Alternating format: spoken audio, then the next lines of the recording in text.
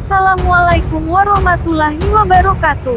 Kembali lagi dengan Tagar Islam, channel tentang kisah dan sejarah Islam yang menarik untuk kita bahas. Kali ini kita akan membahas kisah pertempuran terlama dalam sejarah Islam, yaitu Perang Basus. Sebelum kita mulai pembahasan, mari bantu channel ini untuk menekan tombol like dan subscribe-nya. Dan hidupkan juga tombol loncengnya agar tidak ketinggalan berita terbarunya.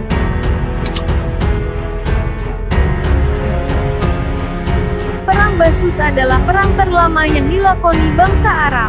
Perang ini adalah perang dua kabilah bersaudara, Bakar dan Taghlib. Tidak tanggung-tanggung, permusuhan dua kabilah itu terus berlangsung hingga 40 tahun. Lalu apa yang menyebabkan perang ini terjadi turun-temurun? Dan apa saja yang terjadi di perang tersebut? Simak kisahnya berikut ini. Sejarah. Sejarah adalah susunan dari kejadian-kejadian masa lalu, baik kejadian besar maupun kecil. Dari sini kita membaca sejarah peperangan bangsa Arab di masa Jahiliyah, Ayyamul Arab, dan sejarah mereka di masa Islam menjadi rujukan utama untuk mengetahui sejarah bangsa Arab. Apalagi bangsa Arab memiliki kontribusi besar dalam perkembangan peradaban manusia. Karena itu memahami sejarah mereka di masa pra-Islam maupun di masa Islam akan membantu kita memahami perubahan peradaban manusia.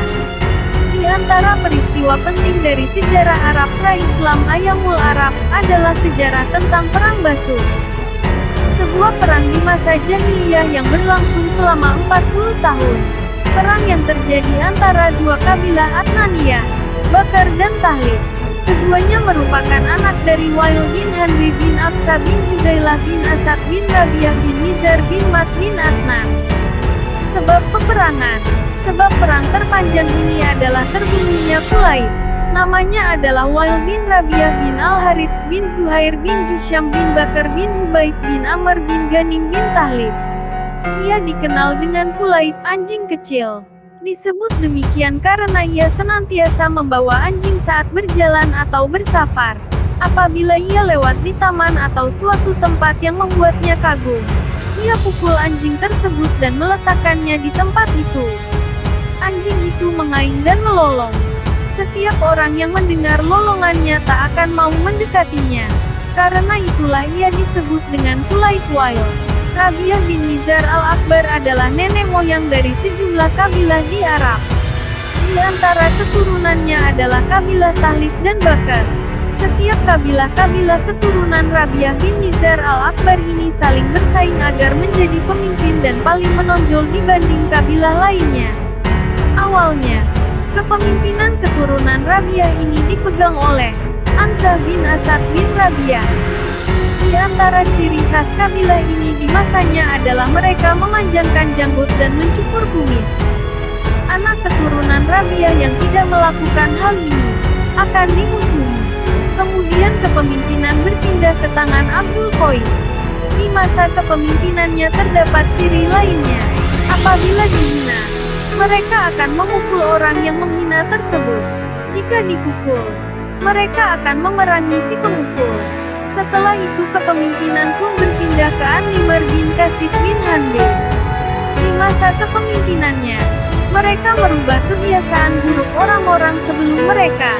Kemudian kabilah ini dipimpin oleh Bakar bin Wail. Kemudian kepemimpinan dipegang oleh orang-orang Taghlib. Diangkatlah Wail bin Rabiah sebagai pemimpin. Dan kebiasaannya adalah bersama anak anjing. Awal perang, Qulaib bin Rabiah menjadi penguasa di Arab. Ia seorang pemimpin yang kuat, tapi bukanlah pemimpin yang baik. Apabila ia keluar ke daerah penggembalaan, ia membuat onta-onta melaut. Dan ia tidak suka ada onta orang lain memasuki wilayah penggembalaannya. Suatu ketika, ia melihat seekor onta asing masuk di penggembalaan miliknya. Awalnya onta ini terikat di rumah toko Bakar Al-Jassas. Namun karena melihat rombongan onta lainnya ia terlepas dan pergi.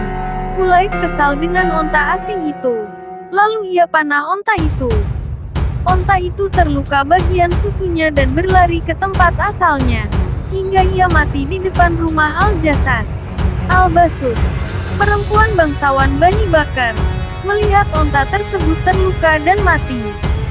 Ia menangis dan berteriak memanggil. Ini adalah bentuk penghinaan terhadap tetangga. Dan orang-orang Arab adalah orang yang tinggi harga dirinya. Mereka tak bisa menerima penghinaan. Jasas berkata pada bibinya, "Diamlah, tenanglah." Jasas terduduk. Kemudian ia berkata pada keduanya, "Sungguh akan kubalas dengan membunuh onta yang lebih besar dari onta ini. Akan kubunuh onta terbaiknya." Maksudnya membunuh Kulaib. Kemudian Jasas mengikuti Kulaib dan membunuhnya. Inilah awal mula bencana peperangan. Setelah Kulaib terbunuh, Jasas menunggangi kudanya dan menemui keluarganya. Saat ayah Jasas melihat kedatangan anaknya, ia berkata, "Jasas datang membawa hadiah untuk kalian." Jasas berkata pada ayah Kulaib, "Aku telah melakukan suatu tikaman yang bakal mengumpulkan keturunan Wail esok hari." "Siapa yang kau tikam?" tanya ayah Wail. "Aku telah membunuh Kulaib," jawab Jasas. Ayah Jasas berkata, "Buruk sekali apa yang kau lakukan. Engkau telah memecah persatuan kaummu, dan akan mengobarkan pertempuran yang panjang." Mengapa ayahnya berkata demikian? Karena ia telah membunuh seorang kepala suku Tahlib, Kulaib, kakak iparnya sendiri. Malam harinya Hamam saudara Jasas dan Muhalhal saudara Kulaib berkumpul untuk menenggak Haman. Jasas mengirim seorang budak kepada saudaranya itu. Kemudian Humam berkata kepada Muhalhal, "Minumlah. Hari ini Hamar dan besok urusan yang berbeda." Humam pun keluar setelah Muhalhil sempoyongan dengan mabuknya. Orang-orang pergi memakamkan Kulaib. Setelah itu, orang-orang Tahlib berangkat berperang membalas dendam atas Kulaib. Mereka perangi Bakar demi menuntut darah pemimpin mereka. Sementara Bakar dipimpin oleh Muhalhal. Nama Muhalhal adalah Uday. Ada juga yang mengatakan namanya Umru ul-Qais. Ia merupakan paman dari Umru ul-Qais bin Hijr al-Kindi. Namun ia lebih dikenal dengan lakopnya, Muhalhal. Disebut Muhalhil karena dia adalah orang yang pertama mengubah syair, dan orang pertama yang berdusta dengan syair. Perang ini berlangsung dalam beberapa episode yang dikenal dengan istilah Ayamul Arab. Yaum Hari An-Nazar. Pertempuran pertama di antara dua kabilah ini terjadi di Falaj. Mereka bertemu di sebuah mata air yang disebut An-Naha Arab. Tempat ini merupakan pemukiman Bani Syaiban dari Bani Bakar. Di perang ini, Muhalhil memimpin Bani Tahlib, sementara orang-orang Syaiban dipimpin oleh Al-Harits bin Murrah. Di hari itu orang-orang Syaiban yang menderita dalam perang. Sementara di Bani Murrah tak ada yang terbunuh seorang pun. Yaum Zanaid, kedua kelompok bertemu di Zanaid, yaitu sebuah daerah 80 km di barat daya Riyadh sekarang. Inilah perang terbesar antara dua kabilah ini. Dan perang ini dimenangkan oleh Tahlib. Di hari itu Syarahil bin Murrah bin Hamam bin Zuhul bin Syaiban tewas, demikian juga dengan Al-Harits bin Murrah, Ammar bin Sadus bin Syaiban, dan tokoh-tokoh Bani Bakar lainnya.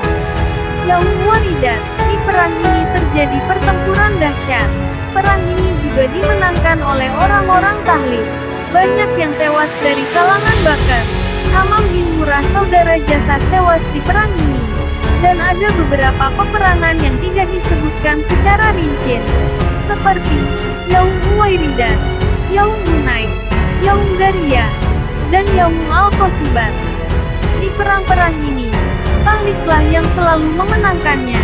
Yaum Tahlak Al-Lumam. Perang ini adalah perang penentu, babak terakhir dari rentetan perang yang berkepanjangan. Muhalhil melarikan diri dari kaumnya. Ia hijrah dan tinggal bersama Bani Janbe.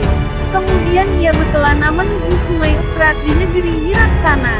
Dan tempat tinggalnya dikenal dengan Diyar Rabiah. Penutup. Mungkin sebagian orang akan mengatakan, bodoh sekali. Gara-gara permasalahan kecil, orang-orang Arab ini berperang sampai 40 tahun. Bagi yang jeli membaca sejarah sosial masyarakat Arab, tentu tidak menganggap ini karena onta semata.